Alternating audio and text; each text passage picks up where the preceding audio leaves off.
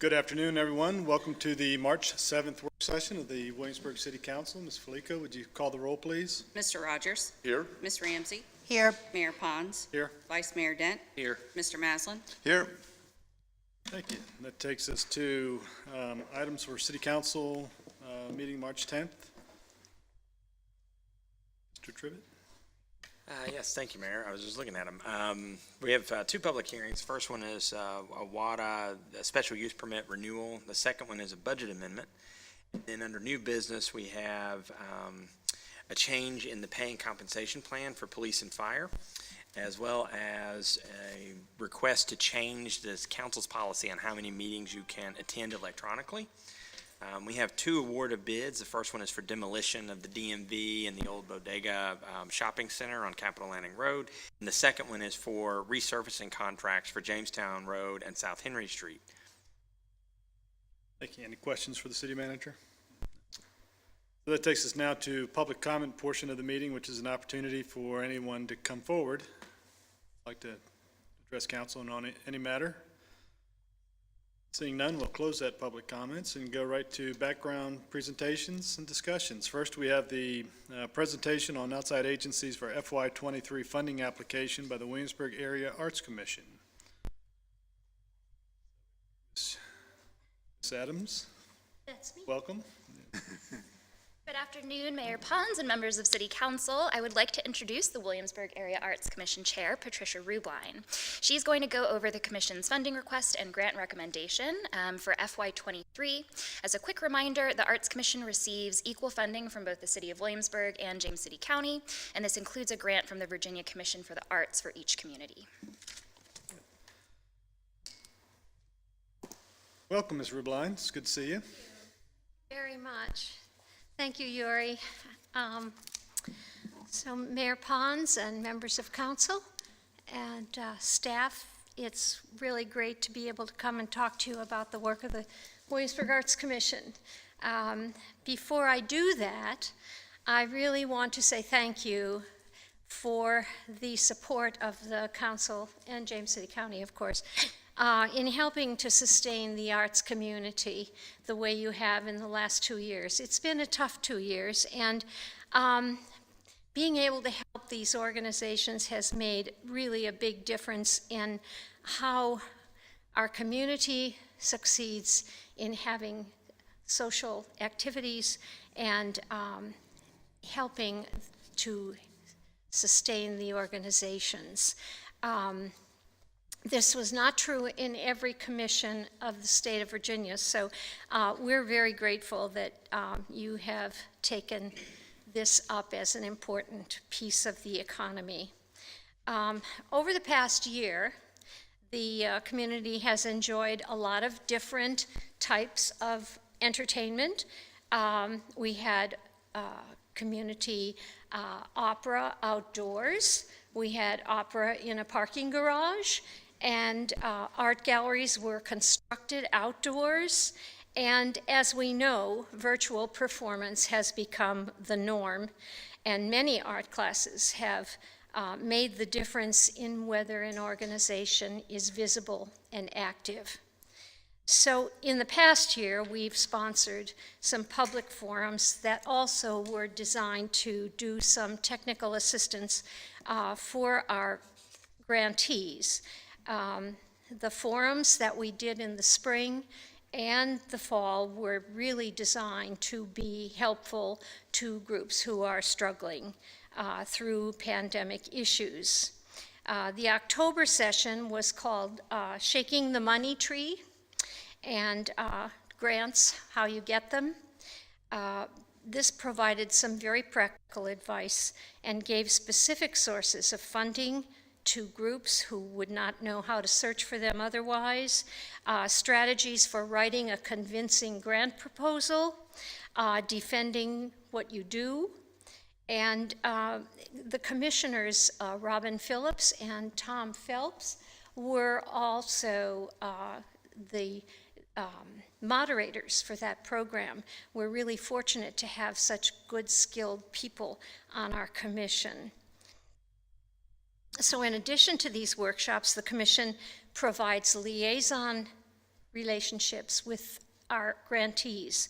And we attend almost all of their performances, and just keeping a really good communication network open between the commission and the arts groups.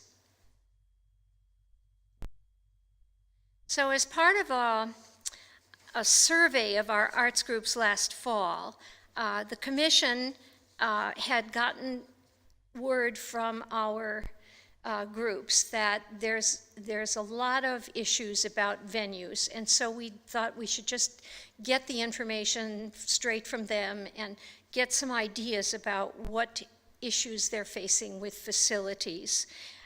So that report is now in your hands, and we were fortunate to meet with Mayor Ponce about that.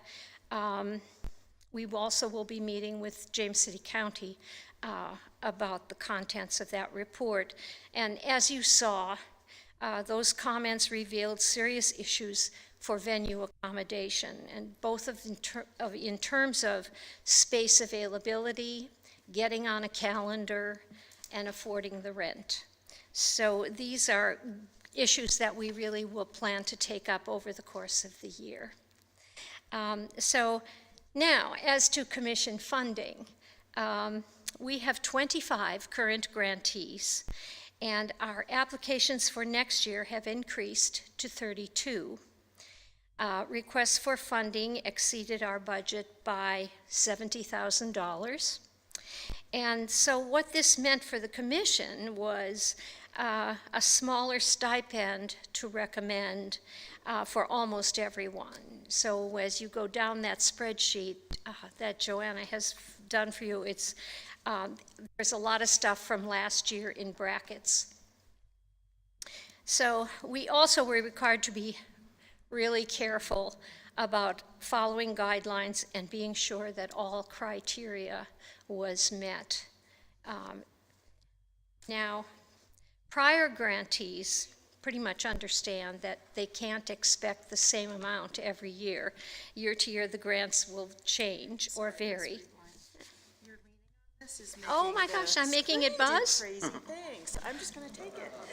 Yeah, you just take that away from me. I'm sorry, I didn't even realize I was doing that. But anyway, we really felt that a lot of these organizations were more worthy than we had money to provide. So I'm happy to answer any questions about that spreadsheet or anything else you'd like to talk about. Well, thank you first for coming forward, and also thank you and the commissioners for all the hard work that you do. And I know We that, like it. well, I know we're not done, but I think it says a lot about your desire and the group's desire and the community's desire to want to fund these types of organizations to make sure that we have some cultural presence in our community, and having these organizations be able to put on shows, hopefully more so as the pandemic moves towards endemic phase, and we're hopefully getting close to normal. So thank you for that. And thank you also for the extra effort in the workshops to help make sure that they understand the grant process and making sure that their grants are done. The evaluations were very positive about that. They felt that they had really gained a lot. Vice Mayor? Thank you, Mayor. Thank you for the presentation and for the data on the organizations. And I support what the mayor said with the educational piece of it, to help everyone be prepared for these grant opportunities. And I know it's been difficult, and I know it's difficult for the commissioners, so appreciate all the work you've done. But when there's far more dollars requested than you have, I know it's difficult to make those decisions. So really appreciate that, but still bringing those cultural experiences to Williamsburg. Thank you. Yeah, thanks. So I see there are a couple line items for youth art and the orchestra there. Can you talk about ways that you can help sort of communicate to our community that our public schools are back in business for youth art and theater? Because I know that they're ramping up their productions and maybe need some help spreading the word. Well, we don't particularly do advocacy, but when people ask us about opportunities for educational programs, we do refer them to, I have a directory of all the art teachers in Williamsburg and James City County, and that's public and private schools, and so that information is available, and we're happy to provide that. There's a lot of educational things going on in terms of art and drama and dance, and the Williamsburg Harp Society, there's and the children's orchestras. So we try to network as much as we can on those things. And then looking at William and Mary, you've got funding for Muscarelli. Can you give us an update where Muscarelli is now? Because they lost so much momentum after announcing they were going to build a new building. And Well, it's are coming they back. still open for business, or? They're still open. We have a wonderful Degas exhibit on the second floor and a folk art exhibit that we have partnered, the Muscarelli has partnered with the Colonial Williamsburg Foundation. So there's a beautiful folk art exhibit on the first floor. They will be open, I think, until the beginning of summer. And I just don't know what the close dates are. Okay. Might have to call David Brashear about that. Thank you.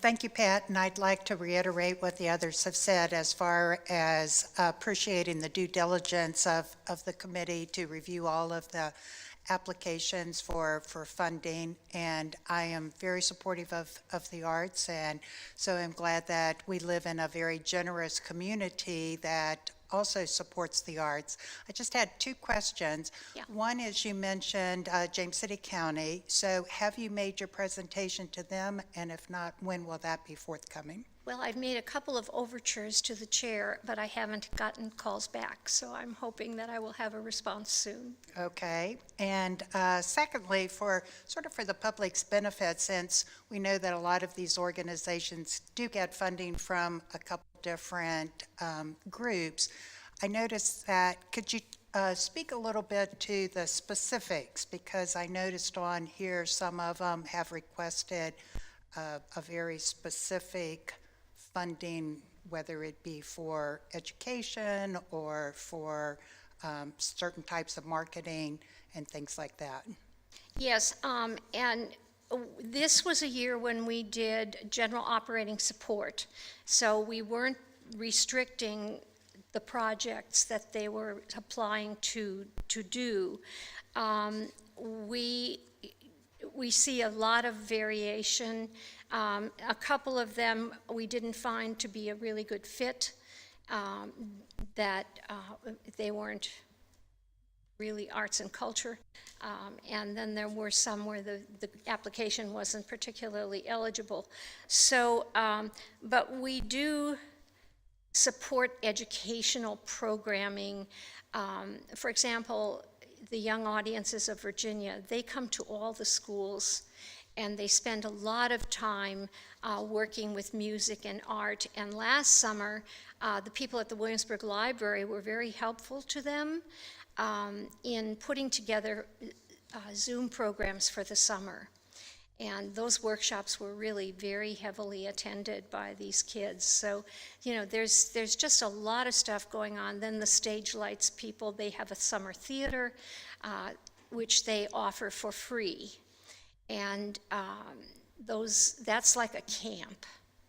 And so these children put together a fabulous production in that process. Is that kind of what you were asking about? Yes, and I was also gratified to see that there are some new organizations receiving funding this year, because I think that helps sort of spread the wealth a little bit and introduce the community to new options. So thank you very much. Thank you. Yes, I'm glad you appreciate that. Mr. Rubline, thank you for coming and presenting in front of us today, and as well to those in the Arts Commission. Yes, I should introduce you to Please. our commission. Let's see, there's Bob Leake is our vice chair. James City County resident Nick Vretos, and two city residents. Oh no, you're county, aren't you? So Barbara Vollmer from the city, Tom Phelps from the county, and Oh, and there's Susan. She has a mask. Okay, Susan Corbett, who is also a new member from the city. And Susan has just been wonderful doing good research on our surveys and summarizing all that data.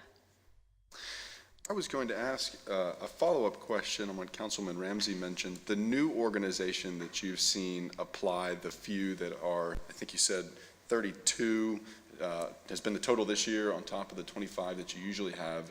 Could you describe some of the events that they have been hoping to start in our area and requesting funding for from the Arts Commission? Well, actually, none of the new ones are new organizations. Let's see.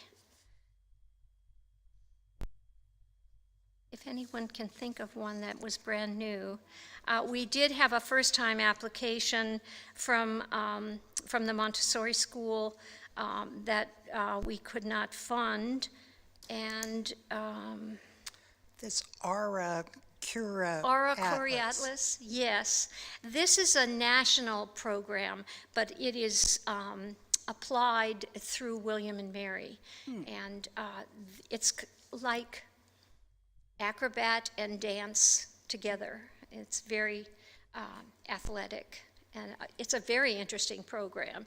And those are usually advertised in print, you know, so you can see them. They do one big performance a year. But then they have workshops, and they invite high school students and gymnastics students and dance students to come and participate in their classes. I see. Well, it's exciting to see new organizations on this list, recognizing the good that the Arts Commission can do in our area. Yeah, familiar with a lot of these as well. It'll be good to have some of them return to a more normal venue, such as an opera not in a parking garage. But Sure will. I applaud you all for being able to traverse the strange landscape we've been in the past few years anyway. So those were all my questions. Thank you, Ms. Rubline. Thank you. Thank you, Ms. Rubline, and thank you all for being here. Appreciate your attendance and all your hard work. I hope it was helpful. It was. Thanks Thank you. very much. Thank you. That takes us to item B, presentation on outside agencies for FY23 funding applications. We have Deanna Valentine, Deputy Director of the Human Services, and John Morgan, Social Service Advisory Board. Good afternoon, Mayor Pons and members of City Council. It's nice to see you all face to face. Yeah, welcome.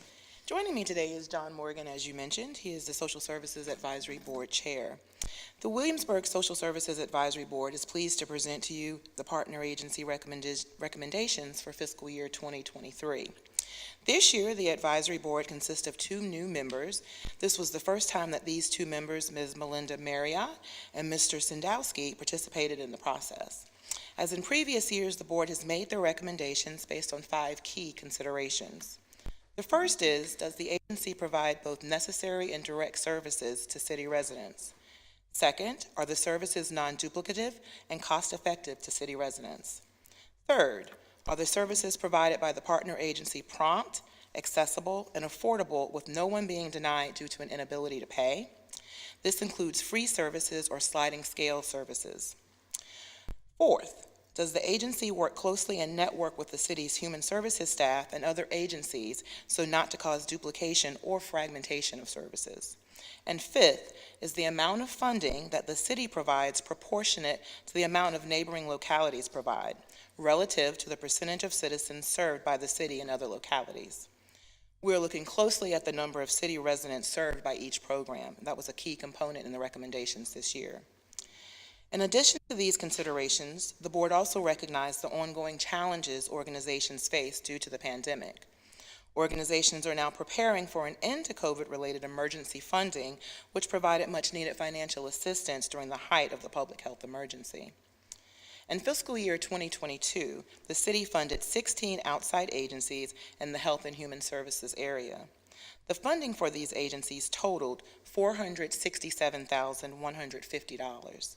The majority of the funding provided supports Old Town Medical Center and Colonial Behavioral Health.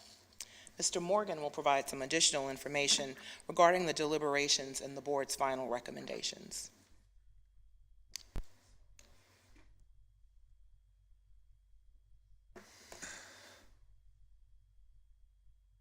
Welcome, Mr. Morgan.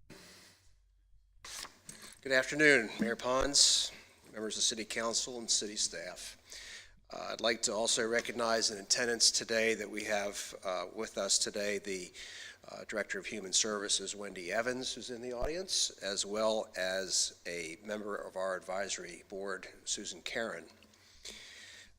Thank you for this opportunity to present the recommendations from the Social Services Advisory Board for the outstanding outside agency FY23 funding application. It's been almost exactly 2 years since the COVID-19 pandemic impacted all of our lives. And during that time, there's been an increased need for local residents to receive assistance for necessary housing, for food insecurity, mental health counseling, accessible transportation, and services for the elderly. This year, the board was again tasked with reviewing applications for all 14 currently funded entities, as well as one new organization, Bacon Street Youth and Family Services. This is a decrease from last year's applicants, as Community Services Coalition is no longer operating, and 3E Restoration did not seek funding for the upcoming fiscal year. In addition, the Peninsula Commission on Homelessness funding is an ongoing multi-jurisdictional agreement between 6 localities. The ongoing commitment to this agreement remains at $2,759 per year. That is by contract. Of the remaining 14 currently funded organizations, 8 of the applicants requested an increase in funding for fiscal year 2023. While the board realizes that it's been several years since some agencies received increases in funding, it also understands that current budget constraints will not support across-the-board increase in funding. The current recommendation is an increase in funding for Hospice House, Literacy for Life, the Arc of Greater Williamsburg, Williamsburg House of Mercy, and Old Town Medical and Dental Center.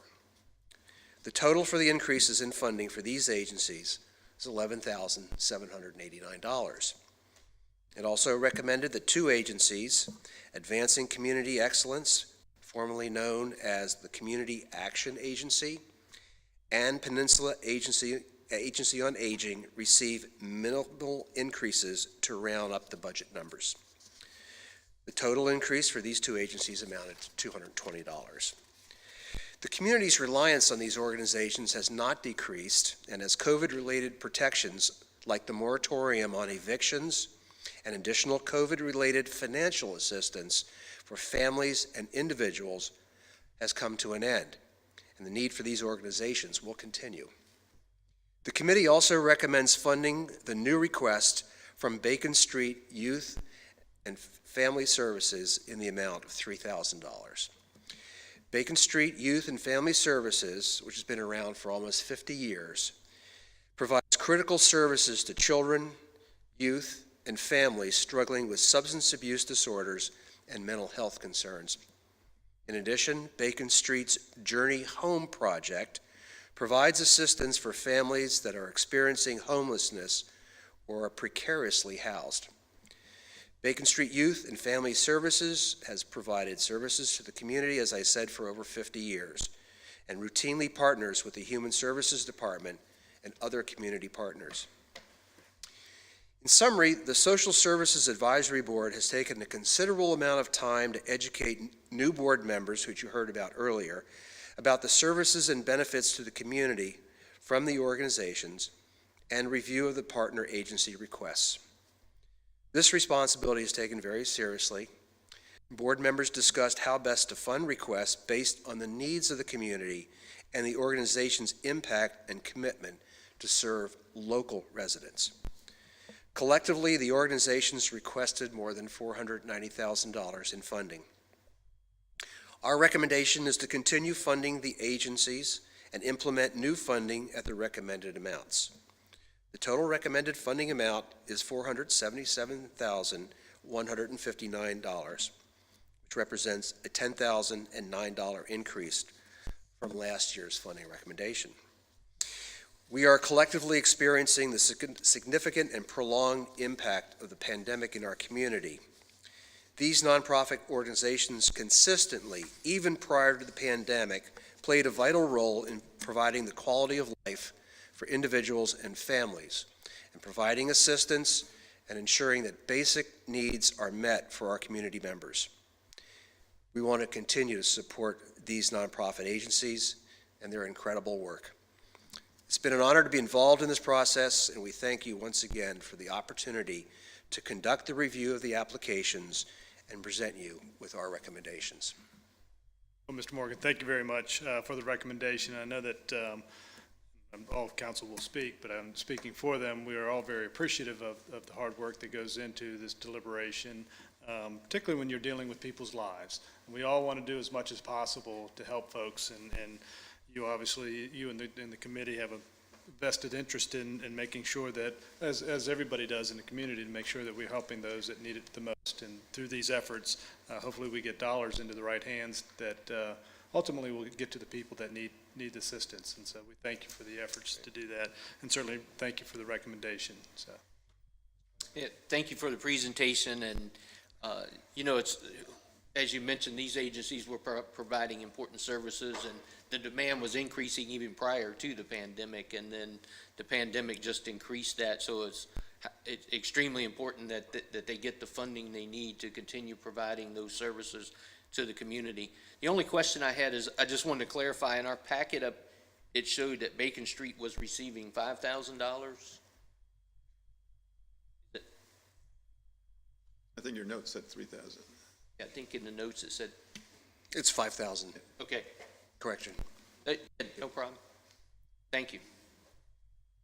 Thanks, John. So on Bacon Street, I think it's good to point out that Bacon Street's been helping our community for a long time. And if we're looking at the chart where there was no request last year, and Wendy can maybe correct me, I think that was because of the timing of the application. Wasn't that? It wasn't that, wasn't that why we didn't fund them last year? For Bacon Street? Yeah, We did not receive an application. okay. But in the past, we have funded them. Yes, in the past, like several years ago, apparently Bacon Street had been previously funded. I think also it might be good if you could sort of explain these partner agencies, how they sort of leverage the services that we're already providing through human services, especially in terms of homelessness support. Could you maybe explain to give like the bigger picture, because this is sort of extension of what you're already doing, right? Absolutely. So as you very well know, Human Services works with the larger population.